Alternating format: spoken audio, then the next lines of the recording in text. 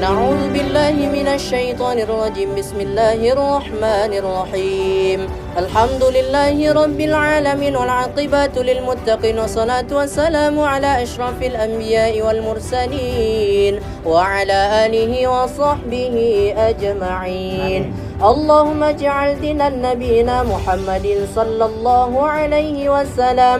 اللهم اجعل صلاتنا يا الله صلاة الخاشعين، ونيتنا يا الله نية المخلصين، وأعملنا يا الله أعمال الشهداء والصالحين، وذنوبنا ذنوب المستغفرين، وصومنا صوم المتقين، وتوبتنا يا الله توبة ناسها يا الله يا غفور رحيم.